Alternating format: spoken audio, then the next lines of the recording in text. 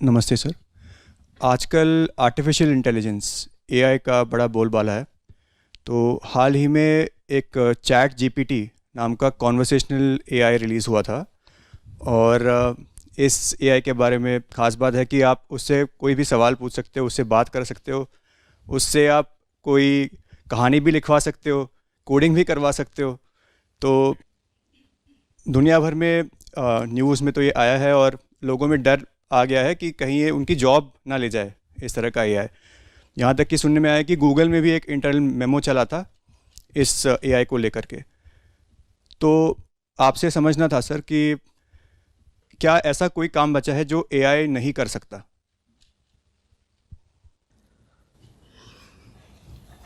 प्यार नहीं कर सकता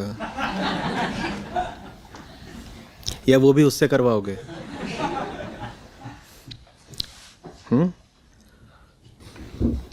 chat GPT go love my girlfriend.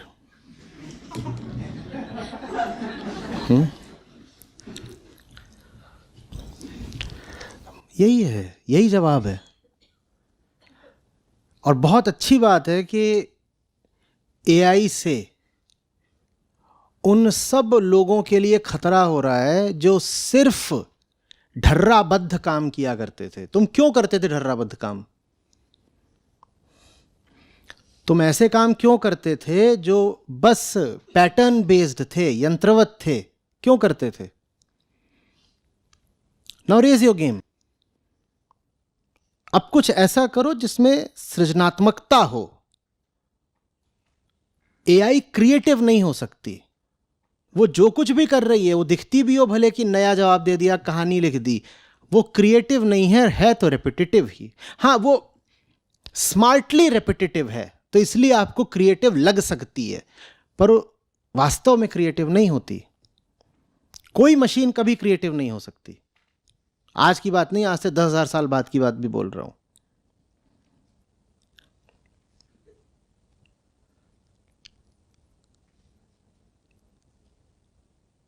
समझ पाना,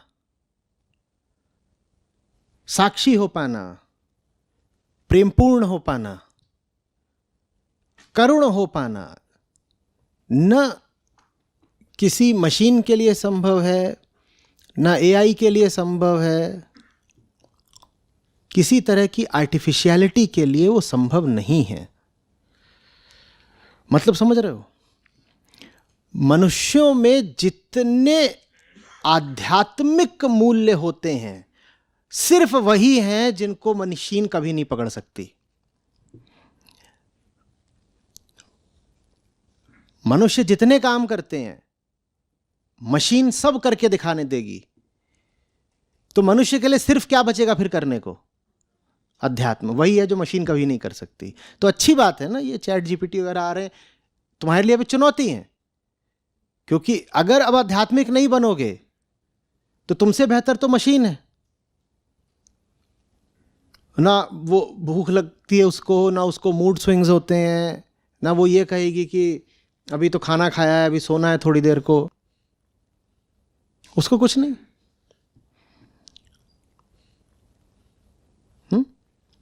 तो इंसानों को रिडंडेंट बना रही है टेक्नोलॉजी, और ये बहुत अच्छी बात है। रिडंडेंट माने गैर जरूरी, अनावश्यक। इंसानों को टेक्नोलॉजी अनावश्यक बना रही है, और ये बहुत अच्छी बात है। अब इंसान को मजबूर होकर कुछ ऐसा करना पड़ेगा जो मशीन नहीं कर सकती। नहीं तो ना नौकरी रहेगी, ना रिश्ते रहेंगे, ना समाज में आपके लिए कोई जगह रहेगी। आपके हर काम के लिए मशीन तैयार खड़ी है, तो आपकी कहां कोई जगह है? आपको कोई क्यों पूछेगा? तो मैं तो शुभ ही मानता हूं। बिल्कुल कहानी लिख सकती है। आप उसको बोलेंगे कि एक कहानी लिखो जिसमें काऊ हो और रैट हो, वो लिख देगी। पर वो कहानी वैसे ही होगी जैसी हमारी फिल्मों की स्क्रिप्ट होती हैं।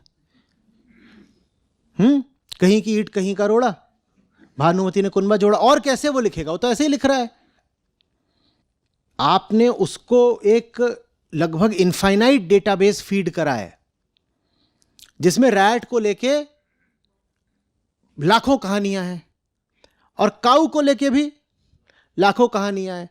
तो बहुत स्मार्टली कुछ कहानी दे लेता है इधर से, ठीक वैसे जैसे हमारे लिरिसिस्ट गाने लिखते हैं, कुछ यहाँ से लो वहाँ से लो, ऐसे ही तो लिखे जाते हैं गाने। उसमें कौन सी ओरिजिनलिटी होती है? तो ये बड़ा अच्छा शब्द है, मौलिकता, ओरिजिनलिटी।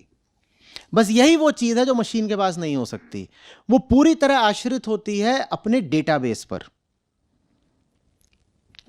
आर्टिफिशियल इंटेलिजेंस को पैना करने के लिए आप जानते ही होंगे, ज़रूरी होता है कि पहले उसको खूब डेटा खिलाया जाए। आप उसको जितना डेटा खिलाते हो वो उतना पैनी होती जाती है, और इसीलिए आज डेटा का इतना मूल्य है, समझ रहे हो? और इसीलिए डेटा प्राइवेसी, डेटा थेफ्ट वगैरह आज इतने बड़े मुद्दे हैं। हमारा ही डेटा जब मशीन को खिलाया जाता है, लाखों करोड़ों लोगों का डेटा, तब वो उस डेटा में पैटर्न डिटेक्ट कर पाती है। और जितना ज़्यादा डेटा खिलाओगे उतनी शार्पली वो पैटर्न डिटेक्ट कर पाएगी।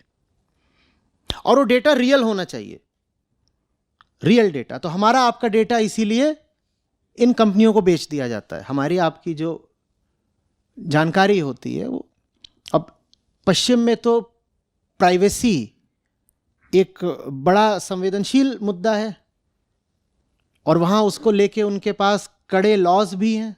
भारत में प्राइवेसी ऐसा कुछ होता ही नहीं। यहाँ क्या प्राइवेसी जैसा है? वहाँ तो ऐसे होता है, थोड़ा एडजस्ट करिएगा। बिल्कुल, मियाँ बीवी भी बैठे हो ट्रेन में, तो एक आके कहेगा थोड़ा बीच में हमें जगह दे दीजिए, एडजस्ट करिएगा, हमें भी तो पहुँचना है। देखिए, हम स्टूडेंट लोग हैं, युवा शक्ति से पंगे न लें। तो भारत ही है वो जगह जहाँ से मशीनों को और ज़्यादा से ज़्यादा डेटा फीड किया जा रहा है। भारत और बाकी सब जो विकासशील और गरीब मुल्क हैं वहाँ से जा रहा है डेटा।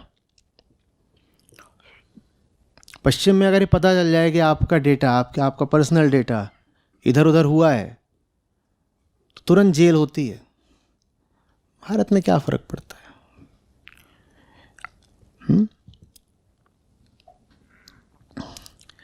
एक मुद्दा चल रहा है बल्कि अब, राइट टू बी फॉरगॉटन। जानते हैं, पश्चिम में इस पे ज़्यादा बात हो रही है। वो कह रहा है कि आपकी एक फ़ोटो खिंच गई है, वो तो हमेशा के लिए हो जाती है, और उसमें कहीं लिखा नहीं होता कि वो किन स्थितियों में खिंची थी, कब खिंची थी, उसका पूरा कॉन्टेक्स्ट क्या था। वो एक पल है, उस एक पल के आगे क्या है, पीछे क्या है, कुछ पता नहीं, पर वो फ़ोटो अमर हो जाती है। और आपका कभी अगर इतिहास लिखा जाएगा तो उस इतिहास में भी वो फ़ोटो चिपक जाएगी। तो कह रहे हैं कि ये नहीं होना चाहिए ना। Everybody should have a right to be forgotten. तो खैर वो थोड़ा अलग मुद्दा हो गया। बहुत अच्छी बात है जो पूरा इंडस्ट्रियलाइजेशन हुआ था, उसके पक्ष में जो एक महत्वपूर्ण तर्क दिया जाता था वो यही था कि this will leave human beings with greater leisure time. Machine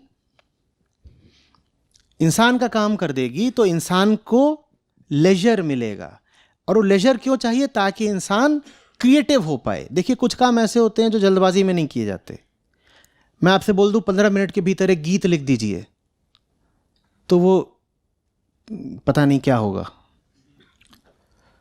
ठीक है, सर्जक लोगों को, क्रिएटिव लोगों को बहुत देर तक और कई बार अनिश्चित अवधि तक चुप बैठना पड़ता है, अकेले होना पड़ता है, प्रयोग करना पड़ता है, तब जाकर के कोई बात निकलती है। और इसमें मैं सिर्फ कलाकारों की नहीं बात कर रहा, वैज्ञानिक भी। वैज्ञानिकों से आप पूछें कि बताइएगा कि कितने महीने के अंदर अंदर आपकी नई खोज या नया आविष्कार आ जाएगा, वो कुछ नहीं बता पाएंगे। वो कहेंगे चुपचाप हमें काम करने दो, 2 महीना भी लग सकता है, 20 साल भी लग सकते हैं। 10,000 प्रयोग लगे थे किसके? ठीक है, तो हमें नहीं पता होता। लेकिन जब आपको सारे मशीनी काम करने पड़ते हैं इंसानों को, तो उसमें तो हमेशा एक समय सीमा बंधी होती है ना, इतने रेट से प्रोड्यूस करो, इतना काम करो, एक दिन में इतना तो करके दिखाना ही है। तो उसका नतीजा होता है फिर कि जीवन में रस नहीं रहता, सौंदर्य नहीं रहता। क्वांटिटी तो रहती है, क्वालिटी नहीं रहती, क्योंकि मशीन क्वांटिटी पैदा करवा देती है। आप इंसान को मशीन बना देंगे तो आप उसे कहेंगे दिन में तुम्हारा प्रोडक्टिविटी रेट इतना होना चाहिए, वो बना देगा, लेकिन वो ऐसी चीज़ें नहीं बना पाएगा जिनमें एक गहरी आर्टिस्टिक क्वालिटी हो, एक एस्थेटिक सेंसिबिलिटी हो।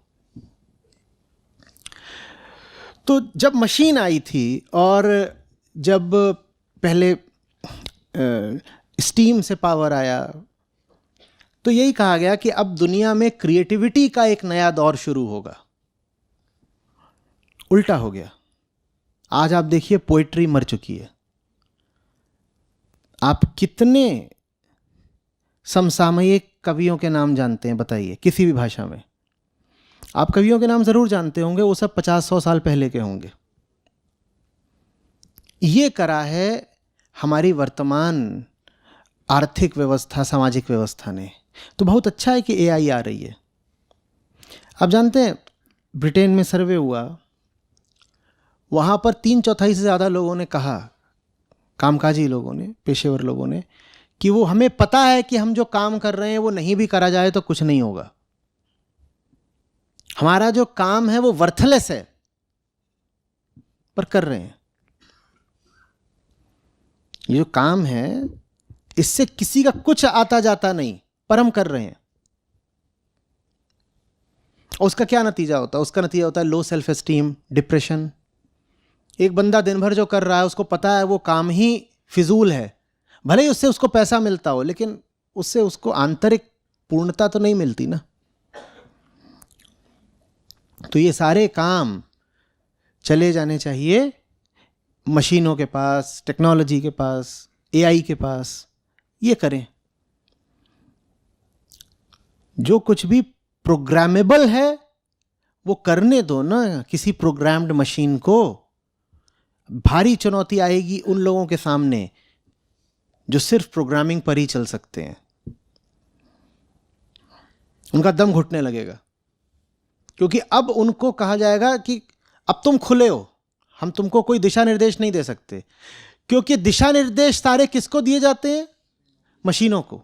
अगर हमें गाइडेंस ही देनी है, अगर हमें रूल्स ही बताने हैं, तो वो सारे रूल्स हम बता देंगे किसी मशीन को, और रूल बेस्ड काम तो मशीन बहुत अच्छे से कर लेगी।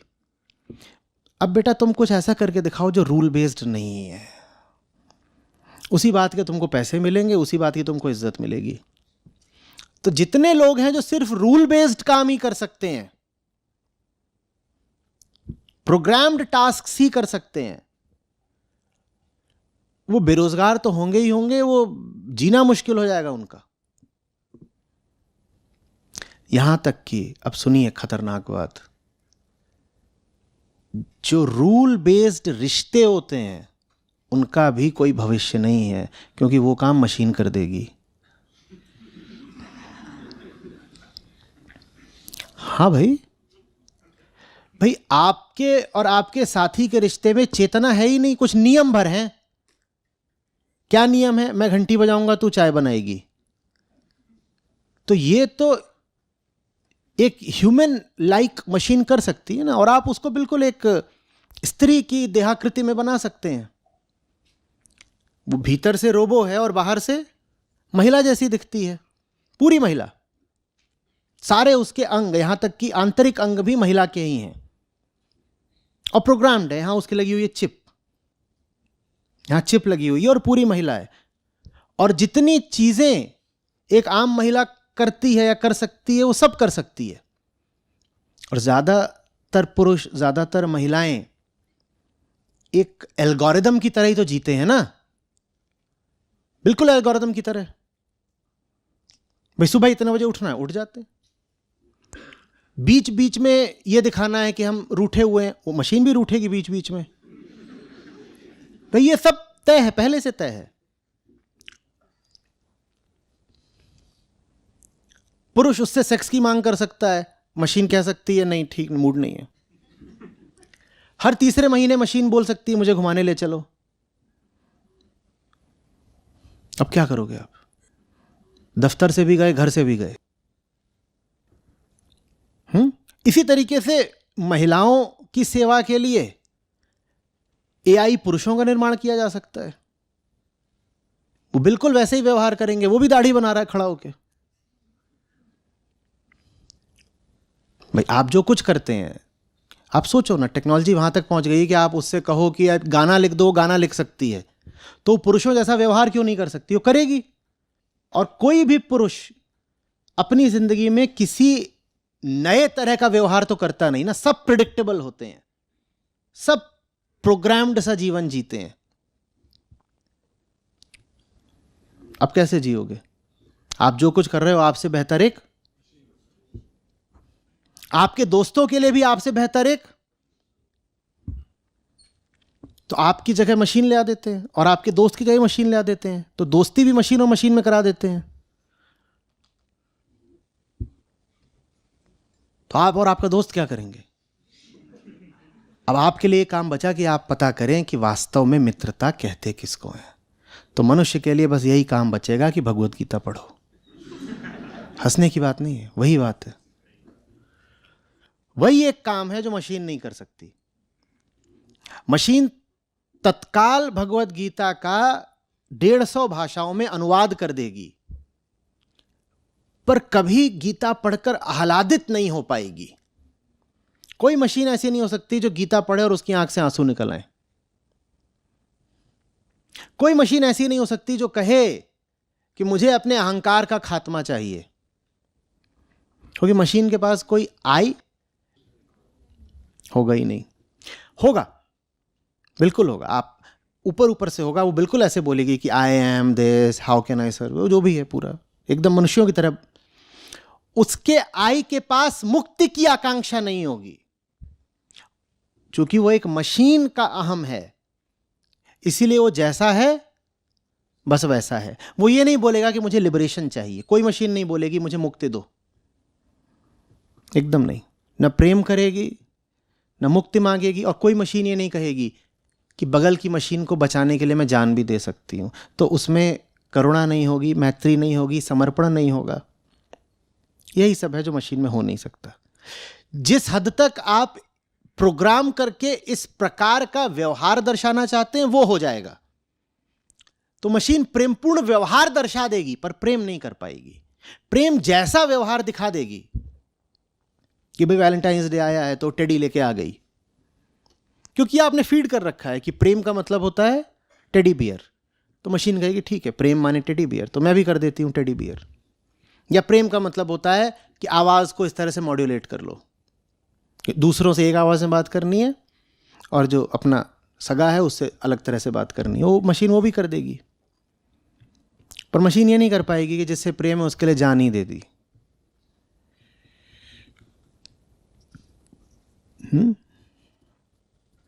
सत्य की आकांक्षा किसी मशीन में नहीं होगी। आत्माहुति कोई मशीन नहीं दे पाएगी। तो अगर आप ये सब कर सकते हैं तो आपके लिए अब दुनिया में जगह रहेगी कि साहब हम प्रेम जानते हैं, मौलिकता जानते हैं, हम सृजनात्मकता जानते हैं, हम अपनी आहुति देना जानते हैं। तब तो हमारे लिए दुनिया में कोई जगह रहेगी। नहीं तो चैट जीपीटी आ गया और ये बहुत तेजी से मामला आगे बढ़ रहा है। करेंगे क्या आप? कुछ भी नहीं। गाड़ी चलाने वाला भी ऑटोमेटेड है, गाड़ी भी ऑटोमेटिक है, और उसमें जो बैठ रहा है वो भी ऑटोमेटन है। सब यही ऑटोमेटिक काम चल रहा है। इंसान ऐसे बैठ के देख रहे हैं इस पूरी व्यवस्था में मेरा रोल क्या है? भाई तुम्हारे लिए कोई रोल नहीं है अब। एक ही रोल है, जाओ गीता पढ़ो।